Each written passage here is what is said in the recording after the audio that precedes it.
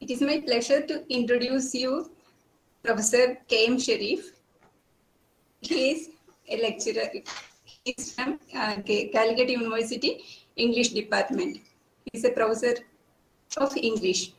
And the thing is, he's always been kind enough to engage with us in National Translation Mission activities. He may be attending the orientation program and training program as a resource person. And with Malayalam, what I should tell is, for all the programs which we conducted, the Malayalam team conducted in Kerala, he was instrumental for that. He supported us a lot. And we conducted many programs like orientation and workshops, everything. And he is associated with NTM from the very inception.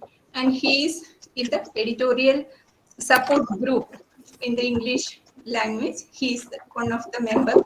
And also, he is with the Translation Today journal. You may be knowing NTM's journal, Translation Today. He is in the editorial panel. He is very much ready to do editing. Whatever paper we are sending in his busy schedule, he will be completing the task and sending us the report. So this is regarding the relation between NTM and Sherrif sir. Now I will be briefing his academic achievements. Actually, Sherrif sir writes in Malayalam language and English, and he translates among Malayalam, English, Hindi, Gujarati, Tamil. And his publication, I will name a few. One is Ekalavyas with Thumbs, the first selection of Gujarati writing in English translation. So that is Ekalavyas with Thumbs. And second one, Thrice in Wilderness, the English translation of the first selection of stories of Narayan. Narayan is the first Adivasi writer to be published in Malayalam. So he brought out, he is introducing this Adivasi writer to the English readers. In that way, he is coming out of that. Narayan is coming out of Malayalam and he is becoming global. Like English means global. Then Patama's Traced with Dept.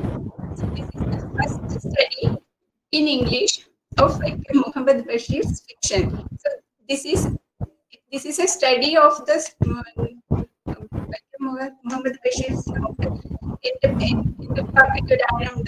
So that he has studied and published that. And as a practicing translator, he is ardent devotee. He is telling rewriting culture school of translation studies in West. So this is evident. This argument is evident in his translation. N.N. Takkad's poem, Author is He Buffalo, rewritten as Portrait of a Pig. So you can read it and you can make the difference. And he has the opinion that translation of fiction poses as many problems as translation of poetry. So we are lucky enough to listen Professor M Sherrif on the topic translating fiction. I welcome you, sir. This is yet another occasion for me to be, if not physically, virtually with NTM. So I've been here, I've been with you umpteen times. This is another occasion. And this topic is something very dear to me. Being a translator myself, and having translated fiction for the last 30 years. So I think I should begin at the beginning by talking about translation in its, let us say, holistic shape. So one thing that I have found as a practicing translation, and from my reading of what translation scholars have spoken about, written about, is that there is very little difference fundamentally between translating one genre or translating one text type and another. Yeah. After all, there are basic categories, like, for example, the schema offered by Eugene A. Naida. I think you are familiar with it. the threefold process of translation. He would say, I don't have a PPT with me, I just type it in the chat box. You have this. You have something called analysis. Okay, then transfer. You know this. It's a very well-known model. And then restructuring. You have this in the chat box. Analysis, transfer, restructuring. So this is what's going on fundamentally when you're doing a translation. Okay.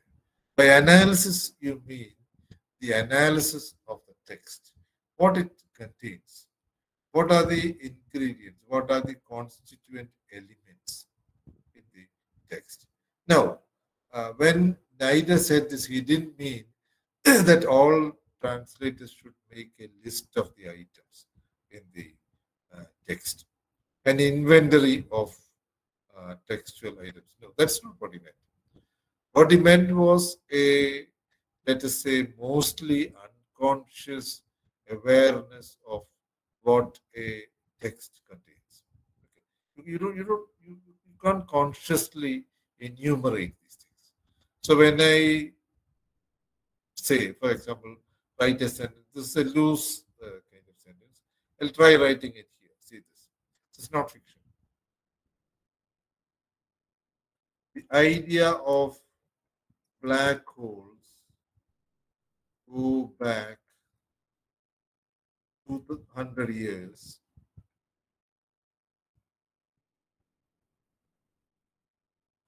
to the past, when there were two theories about light, both of which were found to be acceptable by some scientists. This is not fiction at all. Just have a look at that sentence. Now, it's very difficult to enumerate those things, to make a list of it, to take down notes. Instead, you just have an idea. These are the things that you can see. Notion of black holes. Then the time, when. Okay. So what else was happening there? Okay, there were two theories of light, both of which were acceptable. Okay, not universally. The text says acceptable by some. So you have immediately discovered some of the ingredients here. Okay. So what do? You transfer these ingredients. Again, an unconscious process. No physical transfer takes place. Okay. You can't even say that there is a proper mental transfer. Okay.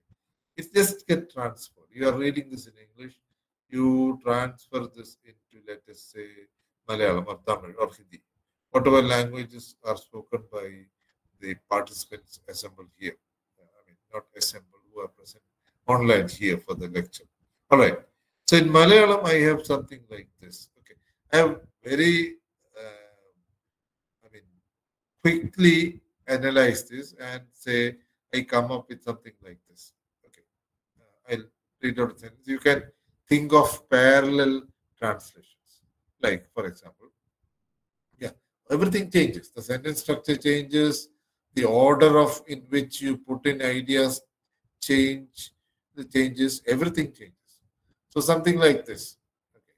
തമോഗർത്തങ്ങളെ പറ്റി 200 വർഷം മുമ്പാണ് ആലോചനകൾ നടന്നത്. So I instead of continuing as one sentence, I cut it here. Okay. അന്ന് വെളിച്ചത്തെ പറ്റി ചില ശാസ്ത്രജ്ഞർക്ക് സ്വീകാര്യമായ രണ്ട് സിദ്ധാന്തങ്ങൾ ഉണ്ടായിരുന്നു. Finished. Okay. So what I have done here is I have cut the sentence into two. Okay. Putting the first part as one sentence. So I say the idea of black holes go back 200 years into the past. Full stop. There were two theories about light, then both of which were found to be acceptable by some scientists. Two. Right. So this is a very ad hoc kind of translation. I've got a rough draft, right? After transferring this, okay, into English. Now, the idea is to restructure it. I have already restructured it. considerably, unconsciously. I've brought in the syntax of Malayalam. I've used certain unliteral words for translating certain words in English, etc., etc. So, and finally, what I do is I'm not doing it here. You can think of doing it in your first language. I restructure it so that it makes a very, readable, more or less precise, acceptable, let us say compact sentence. Right. So such things can be done with fiction also. That is the point I was coming to. Let me write a sentence at random. Okay. There are some works of fiction on my desk. Let me try to copy one sentence. Right. Right. Immediate. I have a book with me, Isaac Asimov's science fiction. Okay. So this is what I'm going to do. I'm typing at random a small passage. Okay. Have a look at this.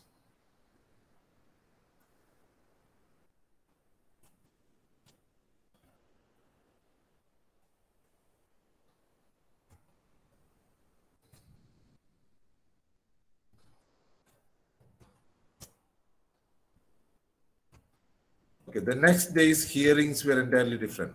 Harry Seldon and Gal Tonic were alone with the commission.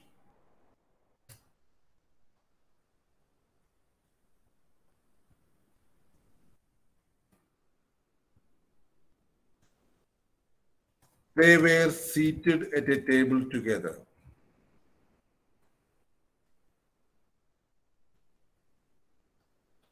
With scarcely a separation between the 5 judges and the 2 accused. They were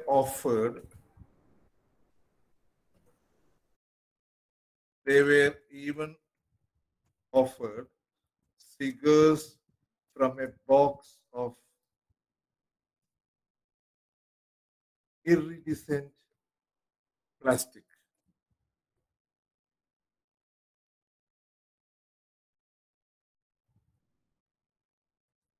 Which had the appearance of water endlessly flowing. So I think you can all see this.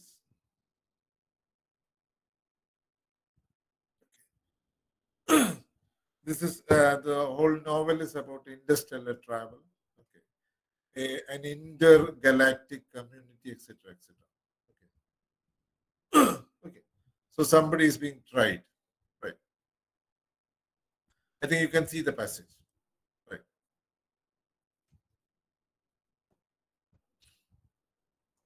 Yes, sir, we can see this. Okay, right. Now, try to do, not now, but later on. I think you have got this text now. You can do it later. So you have a number of things here. Okay. You see that there is a hearing going on. Okay. And there are 2 people, okay, sitting with the commission, alone with the commission. Okay. So there are 5 judges and 2 accused. Okay. So the 2, one of them is probably both of them are accused, and they are offered cigars from a box of iridescent plastic, which had the appearance of water endlessly flowing. All these are details, plenty of details, like why this iridescent plastic. I think it means plastic which is entirely transparent and which had the appearance of water, and all this has something to do with what is happening in outer space, in a human colony established in a distant star, so and so. So my point is that following NIDA, what we are doing here is we are looking at the whole passage, trying to find out what it contains. and then thinking of, then transferring it unconsciously. You have a rough thing in your mind, and then you try to restructure it in the target language. Okay. So you can do this with a number of passages like this. Okay. So the schema is the same, absolutely no difference. You're talking about translation of fiction in the same way you're talking about translation of poetry or translation of prose, technical translation, translation of a text. Okay. So everything, a lot of things would be different. For example, there would be a different style for the fiction that you are reading. Okay. There would be, it would follow a style drastically different from an ordinary prose passage. Okay. On, let us say, a contemporary event. Okay. A news report. Okay. A report written by a teacher about the performance of students. Okay. The report of a commission. A letter written by one businessman to another. A person. All these are different forms of, let us say, prose. So your fiction would be different from this in style, in diction, yes, of course, in diction, in tone. So there are differences to which you have to address separately. The point I'm trying to make here is that as translation, as a process, fundamentally all these translations are the same. So this is the given that you start working with, right? And how do you achieve this kind of, let us say, acceptable translation?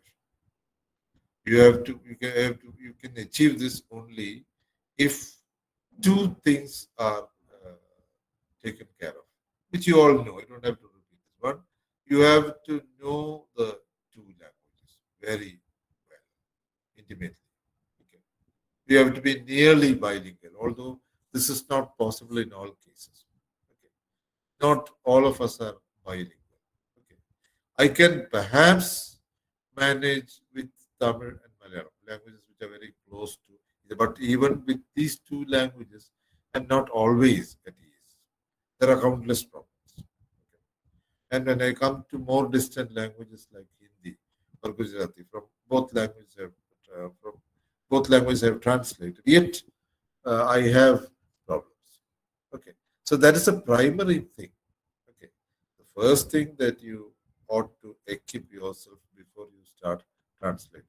Okay, right. So you're translating from, let us say, English into Tamil or English into Hindi. Then at least what some translation scholars suggest is that you should have a near perfect knowledge of at least the target language. Right. So that is a must. For the source language, they say you can rely upon informed native speakers. You can use tools like dictionaries or thesaurus. You can simply ask around, etc., etc. But ultimately, you are rendering all this. You are translating into a language which is ideally, again, people have said this. Ideally, the target language should be your first language. Okay. I'm deliberately avoiding the word mother tongue. Right. So this is the first thing, right? But it's so easily said, but not so easily done. Okay. So how much of this particular language do you know? This is a very troubling question. Before I come to certain issues, particularly related to fiction, I'm asking you this question. Okay. How well can you, are you able to manage a language which you think you know? Okay. And when you come across sentences like this, I'm typing a sentence here.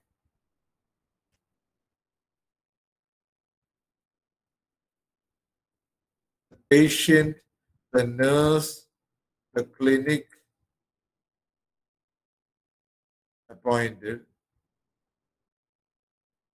tested positive.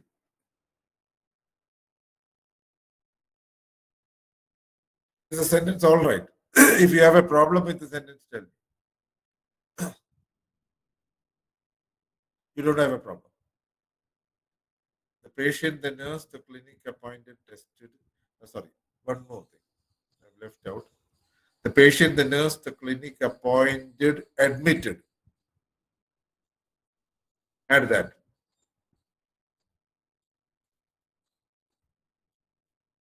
Okay. The patient, the nurse, the clinic appointed, admitted, tested positive. You don't have a problem, right? Sentence is all right. What about this?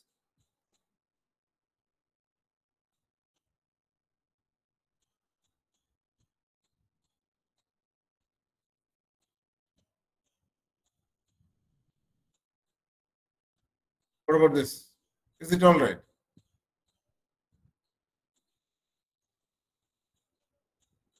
That's all right too. Okay, no problem.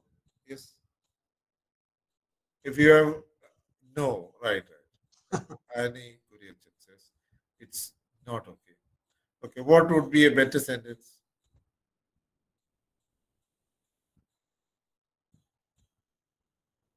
The gun went off which I was cleaning. Yes. For the time being, I accept Dr. Annie Kurichen's contention. What would be a better sentence? Yes, come on. Yeah. The gun that I was. Okay, there is a pronoun that, okay, singular and plural issue. But you have also changed the syntax. The gun that I was cleaning went off. So the issue here is whether the relative clause that I was cleaning should be inserted in between, or whether it should be placed outside. Okay. After the gun I was cleaning went off. Deleting that. Okay, that's also fine. My point is that all three sentences are probably right, because I've seen this sentence and it was discussed by a linguist recently. So what happens is that a lot of things are changing in the language that you are dealing with. Okay, and it's a vast corpus. Okay, the vocabulary is a vast corpus. The other thing, the grammatical rules. Okay, the syntax of the language is also changing constantly. Right. So this is the first thing. I've taken a little more time than necessary, but I think I got the point right. What about the first sentence? The patient, the nurse, the clinic. Yeah. Everybody said it's all right. Nobody said found anything wrong. Did you find anything wrong? We want to hear it from you. Beg your pardon? We want to hear it from you, sir. Yes. It looks odd, right? Yes. And we don't want to be too ignorant. You throw some light to make it right. Okay. I'll rewrite it.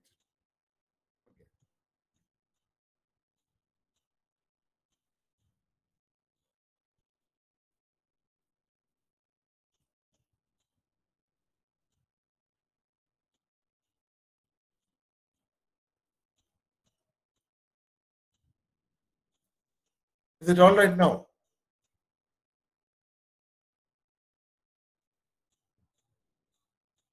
Yes. It's all right. Okay. But the first sentence, it's okay. No, the preposition is missing. It's okay. That can be corrected. Yeah, that's okay. That's okay. Otherwise, largely the sentence, I typed it a little too fast, so the preposition went missing. But I'll read it again.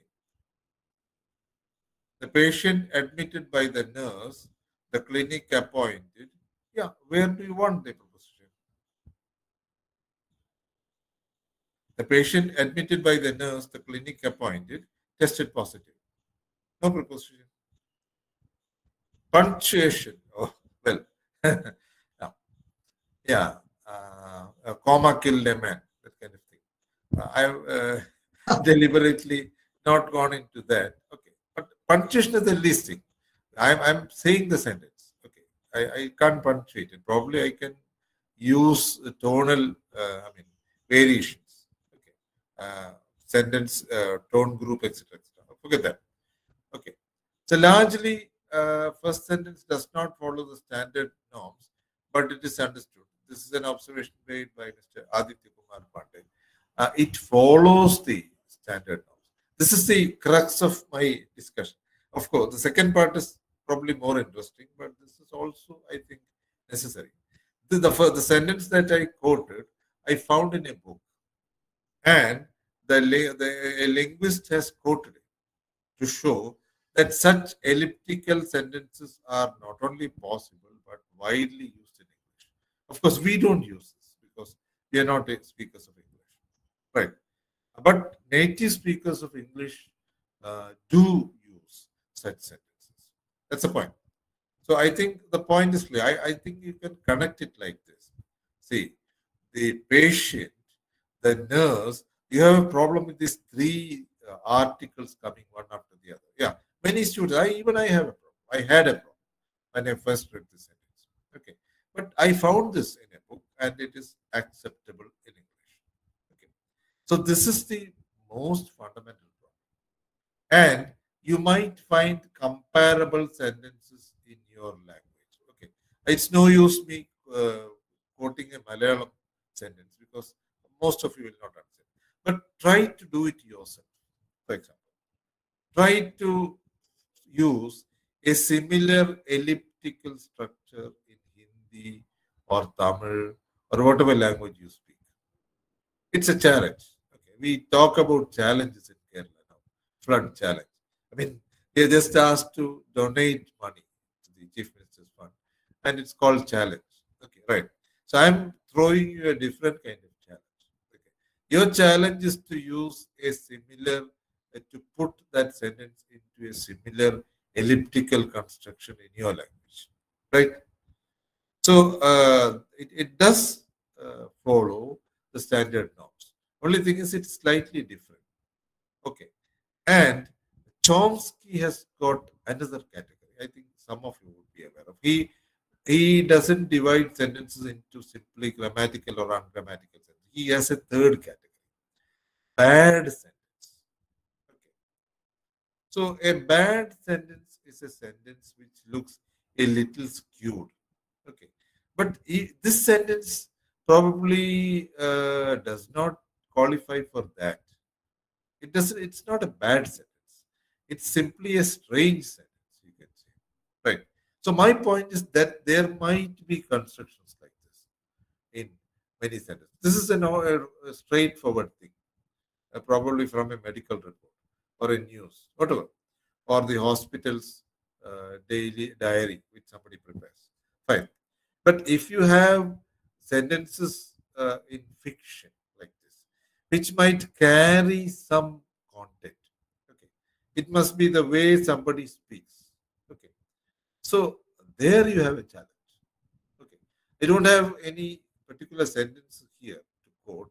The one I quoted from Asimov did not contain such sentences, but definitely there are sentences. I haven't been able to locate any, but I am sure you'll be able to locate such sentences, okay, especially in contemporary writers.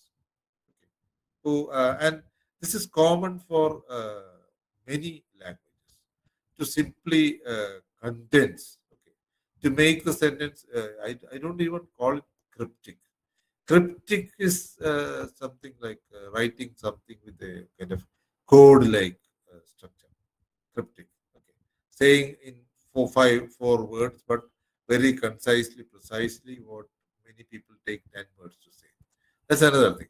But I think the point is very clear, and there might be countless other kind of not very familiar things, such as the use of tones, for example. Okay. When you say "aha" in English, the equivalent of shrugging your shoulders. This is actually paralinguistic.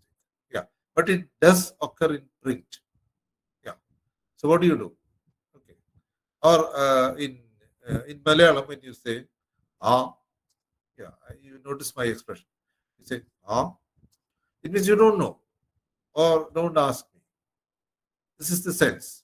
And this comes into print also. Yeah, I'm not saying that this is limited to a conversation. So, such paralinguistic features, uh, elliptical sentences, consider. So, I think this has a particular, the example which I drew has a particular lesson for translators. What is that? Why? Why are translators required to know? What did I mean when I said the translators are required to know the language as intimately as possible? Yeah. So one thing is very clear, crystal clear, I would say, that your reading has a lot to do with your translation. You can't translate simply by taking a recourse to a dictionary or a thesaurus or such schemes like phone-in programs, okay, or depending upon what is called a translation memory. I think you've heard of translation memory. It's something that operates through a kind of open access system, whereby you translate. It's called, I'll type that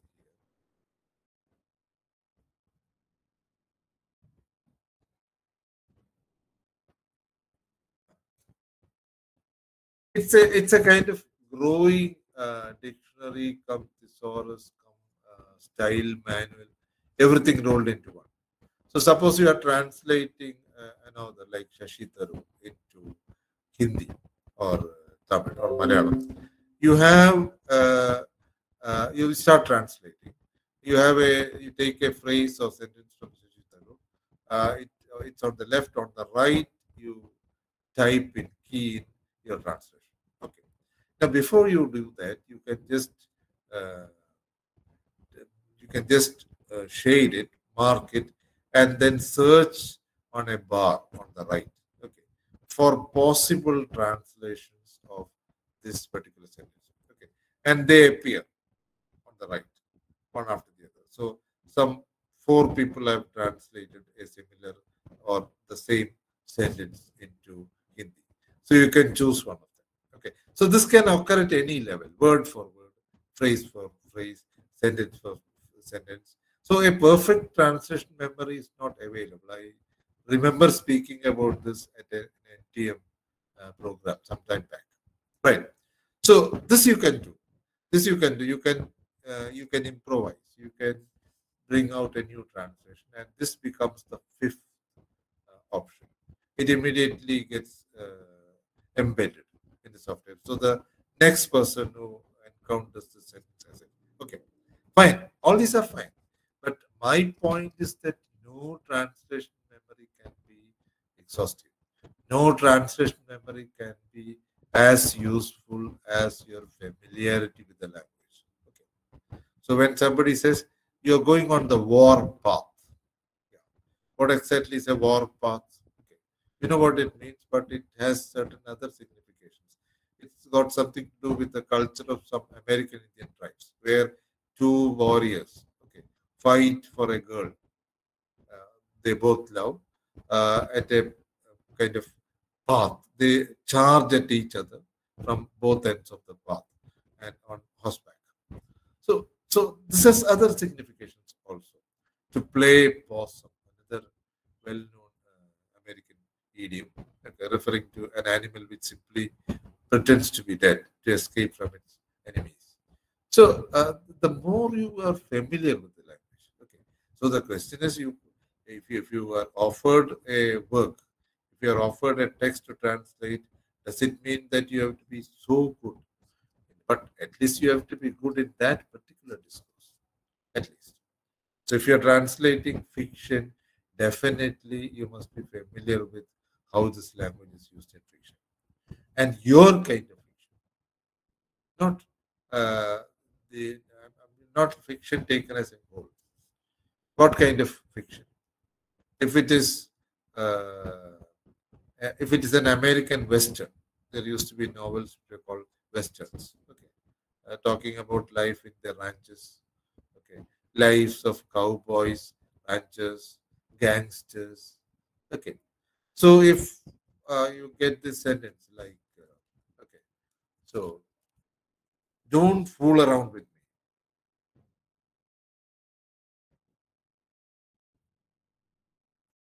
I'll blast you to kingdom come.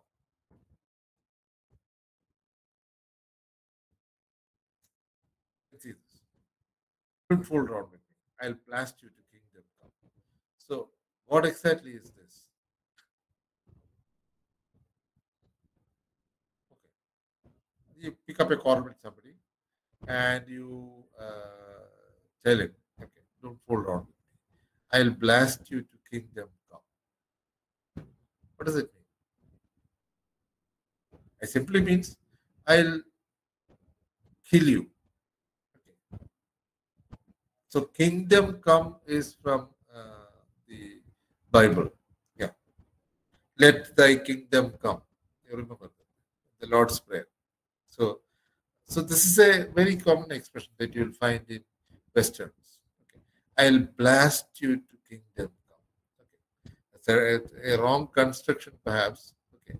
So where in the Bible they talk about the kingdom, Lord's kingdom coming on earth too. You have a kingdom there, but the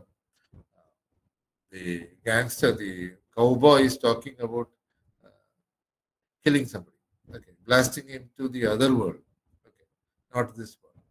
So any text that you encounter gives you such many such unfamiliar expressions. Okay, okay.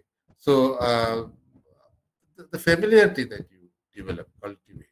Okay, let's call it. We talked about language. This is cultural familiarity, not exactly language too.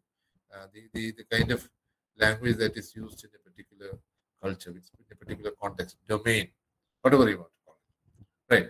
So the more you are familiar, the better your translation will be. Okay. And all those howlers, what you call howlers, blunders in translation are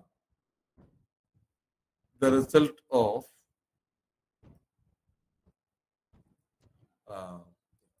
right. So all these blunders, which we call howlers, are the result of your cultural ignorance.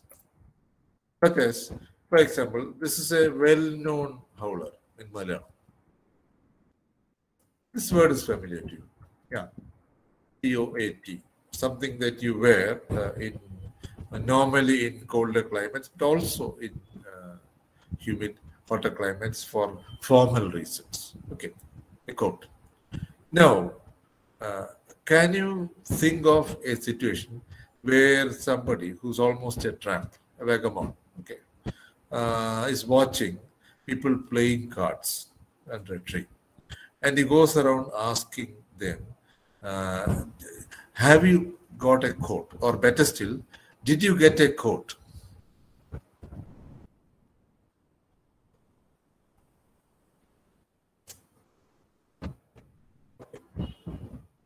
So what the hell is he talking about? Okay.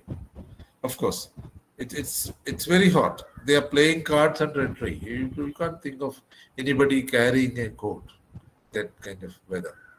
What exactly is he talking about? So this is actually, I'm literally translating from Malayalam. And I don't know if this word, it is pronounced coat in Malayalam. I don't know if it has if it can be translated into English with a proper spelling. But what does it mean? Okay. He means a particular situation in a game of cards called 28. Some of you have definitely played, especially the older people in the audience, people who are 50 plus like me. I hope some of you would have played this game. So in this game called 28, what happens is, if you get such a good hand, okay, the total score is 28. If you get a good hand, you win all the points. 28. 28, perfect score. 28 out of 9. So people can just say with this very quick look at your hand that this is what you're going to do. So that is what this vagabond, tramp, whatever you want to call it, asked. Okay. This is a common expression in Malayalam. I don't know if there is a similar expression in English, but at least the translator ought to have inquired. Instead of assuming that this person was talking about a COAT, quote. He was sent. So there are countless such howlers which you can pick up from translations. Okay. And one reason why such howlers proliferate is that there are very few good in-house editors. Yeah, you can't simply send a translation to the press without verifying everything, without going through the whole text. That's what good in-house translators do. They go through. They even underline sentences like the one I quoted above, asking the translator whether it is okay. So the speaker of the language will not have a problem, but the editor has. And the editor ought to have a problem. The editor shouldn't let something like that.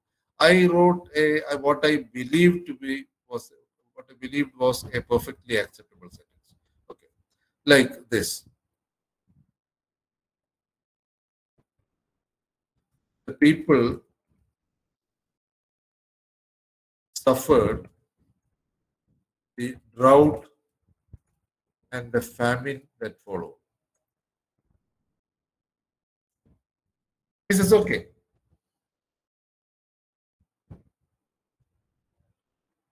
Yeah, quick, shoot. People suffered the drought and the famine that followed. Is it okay? Yes. Looks okay? All right. You don't have any problem. Yes. Okay. Now, Matthew. All right.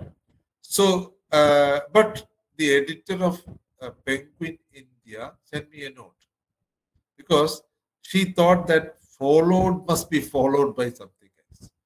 Drought and the famine that followed. Probably not realizing that it is allied to what precedes it. Okay. The drought.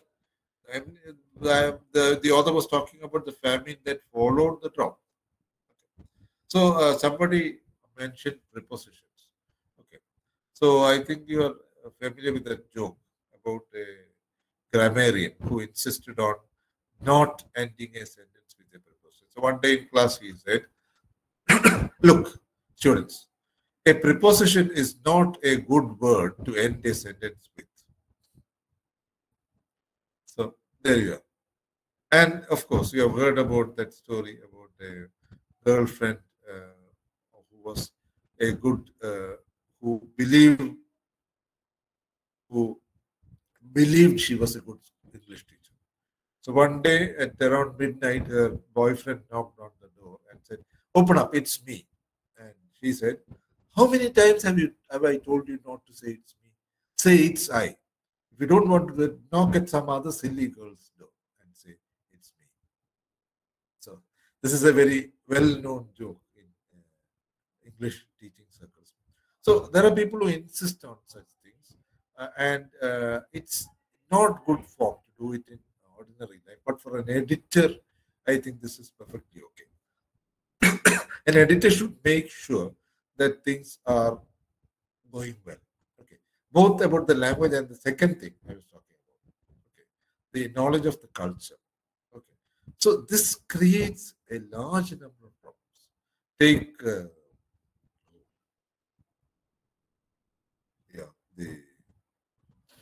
Hindi writer Premchand, classical modern writer Premchand's stories.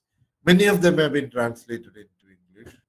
Some of them have been translated into Malayalam. So there are countless problems, okay, because of the unfamiliarity with the culture.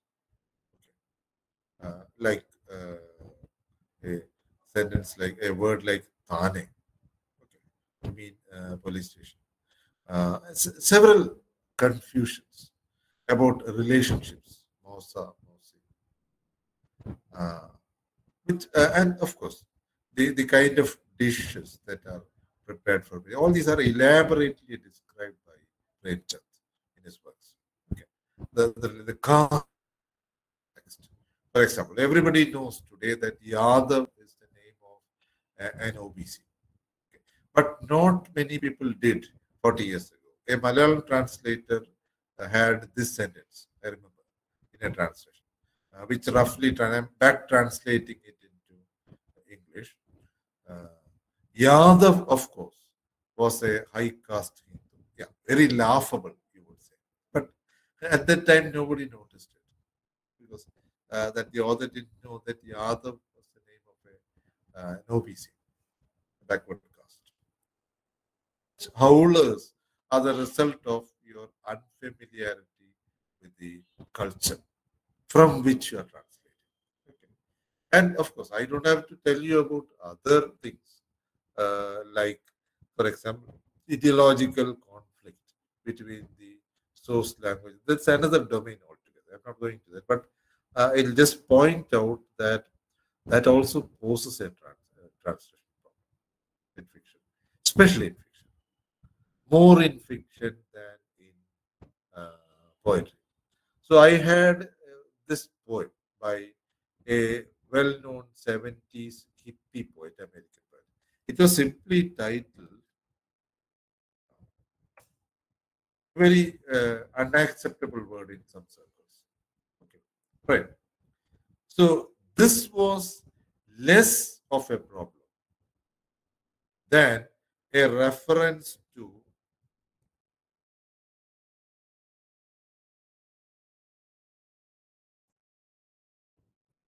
the Prophet Ibrahim for Muslims.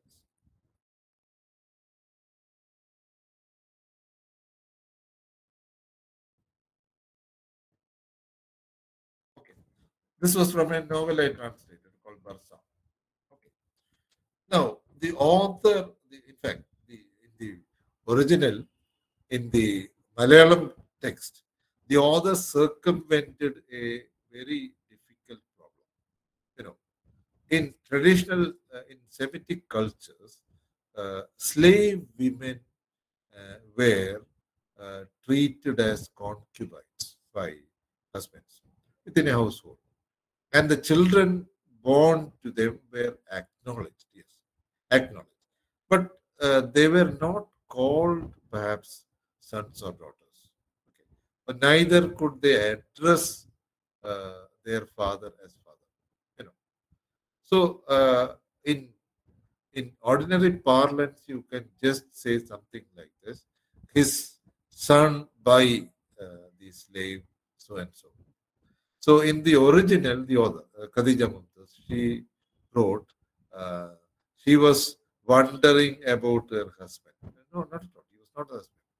The second, the slave called Hajar. Okay. The mother of Prophet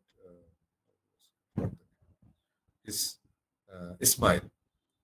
So the author wrote her husband, which is not factually correct. And it will go into English unnoticed. So I suggested that you can't do this. So I found a way. I said, I corrected it as her son's father. Yeah. So that actually gives a clue as to what is actually happening. Okay. So people will be wondering why she's saying her son's father instead of her husband. Okay. Then they'll get the whole thing coming. They wonder about it, start inquiring. And they'll know that in Semitic cultures, this was a practice. Tricky. But you have to surmount this problem. So many other things which people have pointed out, like translating the 13th century Italian author Boccaccio. I think some of you have read Boccaccio's stories. Like not only the so-called, I'm putting it in quotes, obscenities, either very clever oblique references or direct references to sex in Boccaccio's stories. This is one thing. The second thing is profanity. Okay. To be profane to the Catholic Church in his time was such a big crime. He did it. But there are cultures in which even today a big problem. So what do? If you edit out both things, you don't have your boccaccio. Somebody else. It's your reconstructed boccaccio, which probably the target readers don't want. Or so in this case, in Boccaccio's case, what translators in Malayalam did was to retain the sexual or erotic, whatever you want to call it, part, and edit out the profanities. Okay. So all those references to the cross, the scalpel, the Christ figure, all those oblique things were edited out. And the explicit references to sex or erotism, whatever you want to call it, was retained. So it passed muster. Everybody thought that this is what Boccaccio is. And they named it very cleverly, stories, erotic stories. Yeah. Completely marginalizing or completely editing out the second most important feature of Boccaccio's fiction. Yeah. Or when you translate D.H. Lawrence's Lady Chatterley's Lover, some of you have read this. Okay. I don't know if you remember that passage in which the protagonist, I forgot his name, Lady Chatterley's Lover. So he refers to pubic hair as the bulrushes in which Moses was floating in a small boat. A horrifying kind of reference. See, very sacrilegious. So that, I think, was completely edited out. That part was edited out. Okay. The other things stayed. Okay. All those explicit references stayed. But this downright blasphemy was edited out. So this is a central problem. As when you try translating satanic verses, Rushdie's novel, it's not available legally, I believe, in any language in India. But in English translation is available. You'll get it from the net.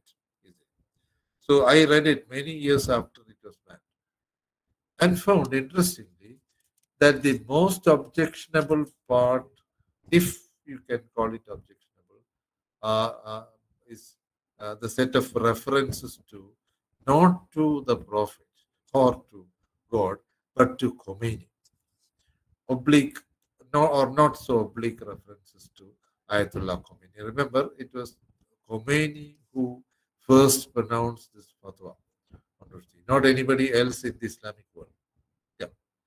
So what do you do with a text like this? Okay. So this is the last part of it. Your familiarity with the culture, your familiarity with the language, and your familiarity with what goes on in these cultures. The part of the ideological thing. How do you deal with taboo? How do you deal with things which are not so well discussed in polite circles? How do you? Okay, so many. How do you?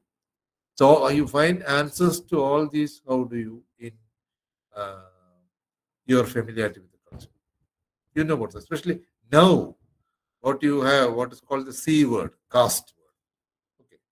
Okay, a translation of a text which openly discusses the caste question.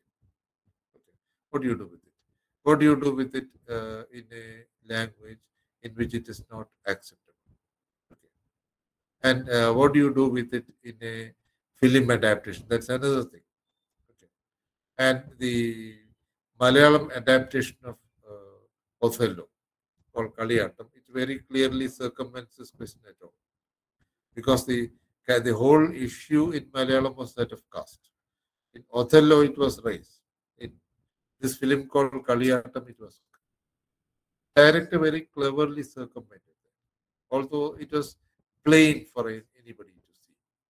So these are some of the things. These are some of the things which I thought I would speak to you about today.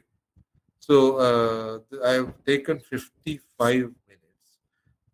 I can give you some time for discussion, not necessarily 5 minutes, more if you can spare the time. I don't know your timings, so I don't know if you can continue after 5. It is 4:55 now. Okay, so you can shoot a few questions or comments. I'm not saying that you should necessarily ask questions, but comments, suggestions, anything, so that this session becomes useful to you. I don't know if I have been useful, but certainly a discussion would make it more useful. Okay. Okay, the preposition that I was talking about, yeah, in the sentence, it's like I left out that appointed. So the patient admitted by the nurse in the clinic tested positive. That was my. No. It is not that. No, it's not that. I know the appointed. I left out. I didn't see that. So I thought the preposition would solve the. Okay, that's okay. That's okay. So can you translate that sentence that Winston said into Malayalam?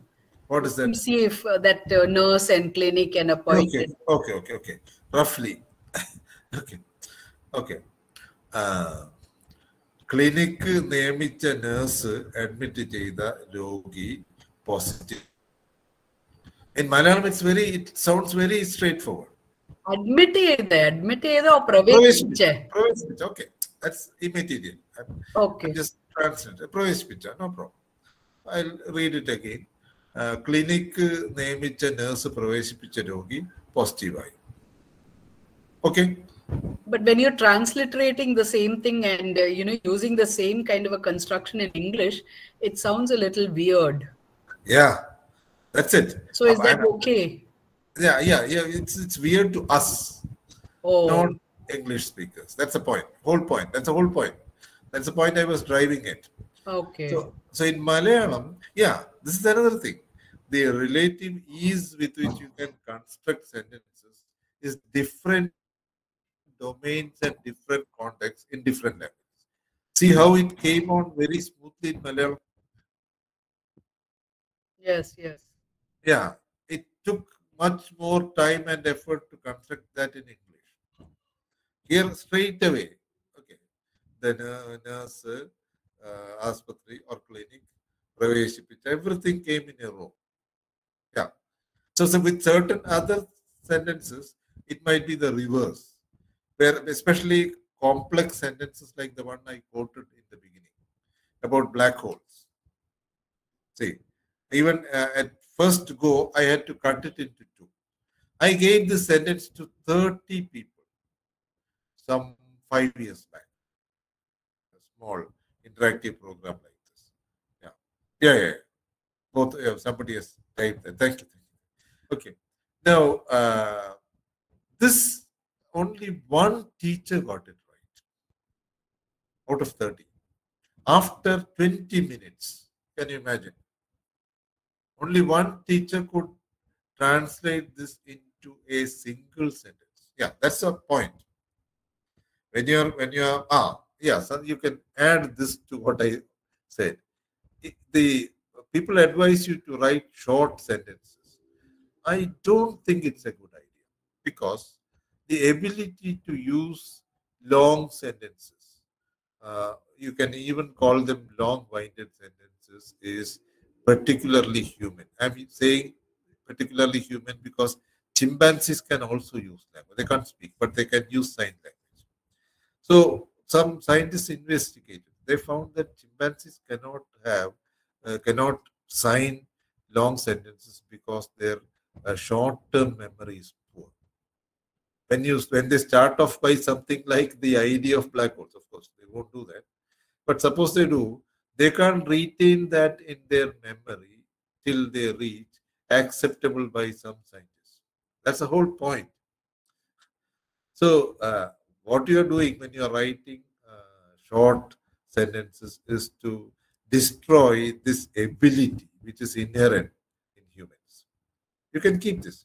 When I say the idea of black holes go back 200 years, it goes back 200 years into the past when there were, etc., etc., I can remember what I said in the beginning till I reach the end. There is no problem of mine tumbling over the sentence. Not at all. So this is it. When you translate fiction, this is one challenge that you face. Yeah, I forgot that. This is the thing that you have to But work. sir, today in today's communication, using language, everybody says one has to be absolutely precise, to the point, because nobody has the time to read through these long sentences or Yeah. you out when you are talking forever and ever. So can you just be precise, to the point, and in as few words can you compress your ideas? So that is also there. So where do we stand? Do we use these long-winded sentences to describe, Okay. or do we use very short, precise, business-like ways of communication? Yeah, I get your point, because this is insisted upon mainly by people in business administration. I think you have noticed that. Not in Yes. other disciplines. Yeah. But try to put this into short sentences. How many short sentences do you need? Okay, I forget about the idea of black holes. Say something about the stock market. Okay. I don't have the time to think of the sentence, but do that. Say something like the stock markets were started in the 16th century when money was not so freely available and businessmen had to rely upon Jews like Shylock. Okay. Okay. Very successful. I am human. I've constructed a pretty long sentence. Okay. Now try to put this into shorter sentences. Stock markets were started in the 16th century. At the spur of the moment, I have constructed a sentence. Stock markets were started in the 16th century when money was not freely available and businessmen had to rely upon Jews like Shylock for their entrepreneur, for their enterprises. Right. So is the sentence difficult for businessmen? A history of the stock market, let us say. You're writing a history of the stock market. So I can divide this into many sentences. Small stock markets were started in the 16th century. Money was not so freely available then. Okay. Businessmen borrowed money from Jews. And again, instead of saying Jews like Shylock, you can cut it further. Jews. You remember the Jew in Shakespeare's play, Shylock, etc., etc. You can have 5 sentences. I'm not very sure that it goes for it caters to either precision or convenience. The sentence which I now constructed looked all right to me. An ordinary, English speaking or English writing human being can access it. So probably I think. So instead, sir, can you say stock markets were invented to circumvent the problem of usury? Circumvent? The problem of usury. Not clear. Oh, there are other details. 16th century. Borrowing money. So then, in the business world, do they really need that kind of? I mean, they want to know that why was the stock market invented? So it was to circumvent the problem of usury. This is a different question. I'm talking about available data. If you only want to say why this question, fine, your sentence is perfectly all right. But if you want to keep all this data, either you can give up this data altogether and simply say, talk about usury. Okay. Or you just say stock market was invented in the 16th century too. Yeah, we are getting beside the point. What I'm trying to say is how you put data together. That's it. Okay. Not when you talk about construction, we are talking about how to construct a sentence using or passage using available data. Whether you want to do it with one sentence or 5 sentences. Okay. So the example that you gave does not contain some of the data that I brought out in my sentence. That's all. It's an entirely different question. Okay. But I think in daily life, yeah, I'm taking you to that question. At home, do you always use short sentences? You can take a reality check. Useful for translating fiction, definitely. You can, okay, just casually, whether you go for, because it's at home that you can use short sentences. You are more at ease with short sentences. It's not formal, completely non-formal, everything. But still, I have heard sentences like this. Okay. But you must remember that I'm not talking nonsense. I never talk. This can be again compressed. You, please be careful not to talk such nonsense to me when you perfectly know that, etc., etc. You go on adding things in a chain. Okay, when you quarrel with somebody, definitely. I think you have plenty of examples, even at home. So long sentences are, I think, common even at home, but not probably as frequent as you have them in. Okay.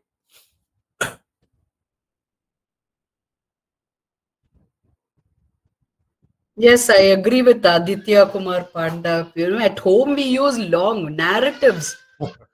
We talk in essays rather than in short clipped sentences. But when we talk to strangers or when we really mean business, our sentences are rather clipped and very, very short, very formal. And when you do these business administration courses, you're being taught to actually talk like that. Not have this lengthy ideas itself. Like it's not about sentences, like Dr. Annie was trying to say. That it's not about the lengthy sentence, like which you make short pieces, but it's about the idea itself. Like how precise can you be? Like they get training on these things, especially abroad when you do these MBA courses. Yeah, one more thing closely related to this. Now, that's what I said. When you have a discussion, things get clarified themselves. Okay. So when you're translating fiction, a particular long sentence has a certain function, okay, either in tone or certain nuances. Yeah. So forget about the length. So unless you are able to bring those things out, yeah, I think it sort of fails. So there are other different examples where you have, for example, take this example from a well-known novel in Malayalam, Kasakinte Idihasam. And it's been translated into English by the author. So this is the scene. The protagonist, Ravi, he gets down from the bus at this remote village called Kumankolli. And the driver asks him, "Pettiyedukan aalu vende?" So literally this can be translated into English as, do you want somebody to take your bag? Okay. But exactly what the bus driver asked. The conductor, yes, not the driver. The conductor was asked simply being pleasant because there is already somebody there. It is not a yes or no question. Rather, what he was saying was simply making conversation because the person, there was a porter at the bus stand, and the driver was claiming, the conductor was subsequently claiming that it was he who arranged it, which was not true. The porter was there already, and the porter, and if a bus comes in a remote village at a particular appointed time, there will definitely be porters around. There used to be when unemployment was so rampant. So this is not a question. Google Translate. Somebody is working on this novel in Delhi. Sanjay Kapse, a well-known translation. I don't know if he's there in this program, but Dhananjay is working on this. So Dhananjay is trying to find out what Google Translate will do to such text. Okay. So the Google Translate translation read, do you want somebody to take your back? In Malayalam, what this means, it's just a kind of conversation making exercise. Okay. Like asking something like, നിങ്ങൾ ആള് മോശമില്ലല്ലോ. Question at all. Okay. So it's a sentence like saying, okay, oh, you are the real one, something like that. Okay. Or if you there are, this is, I think, what is called phatic communion, right? Conversation making thing. You're not asking something for information. So this is the thing. So you once you get to know, once you realize what it is, and try to find an equivalent in English, that will be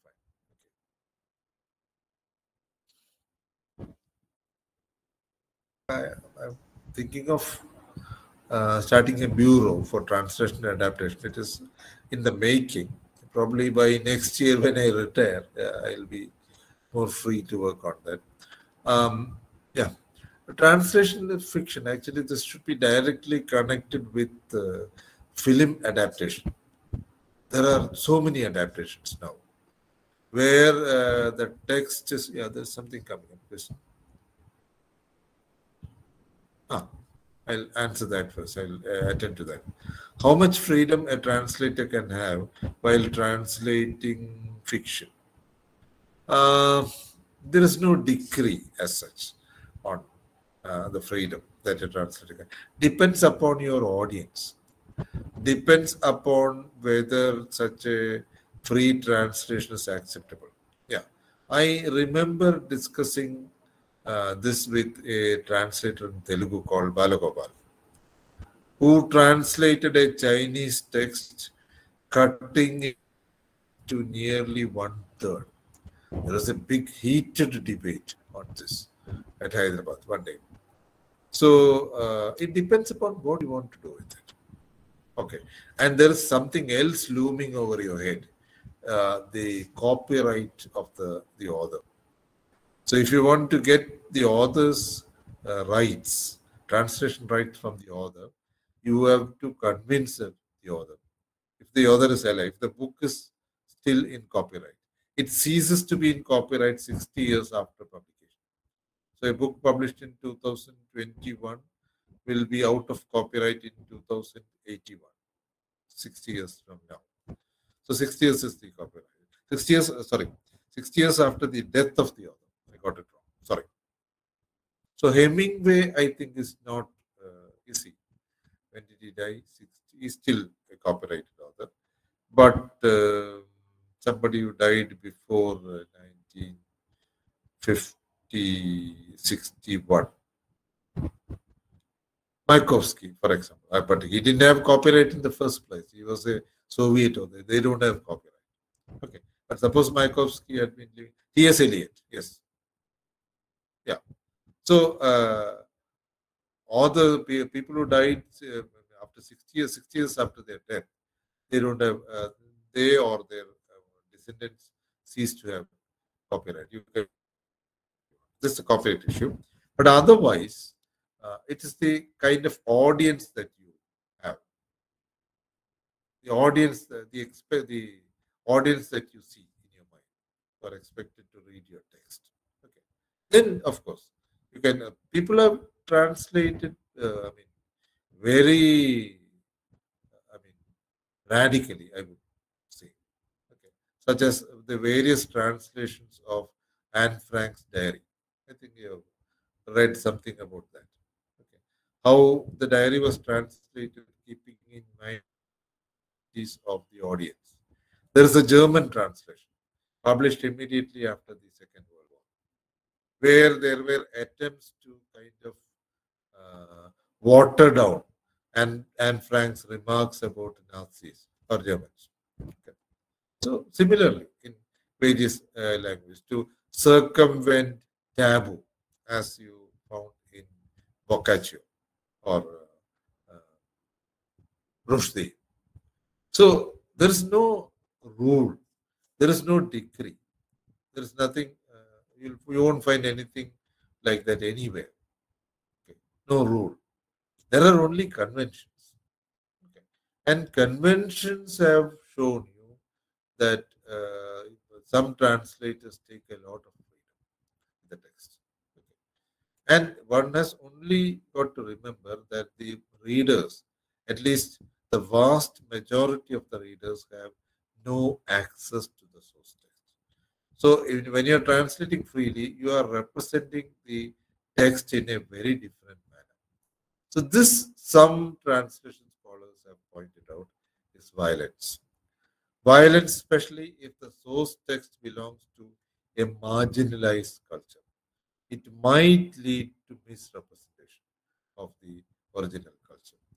So, like some of the Shaguntalam Abhijnana Shaguntalam translations into English, for example, early 18th century and 19th century translations, presenting Shakuntala and Dushyanta in an entirely different light, for example. So, there you are.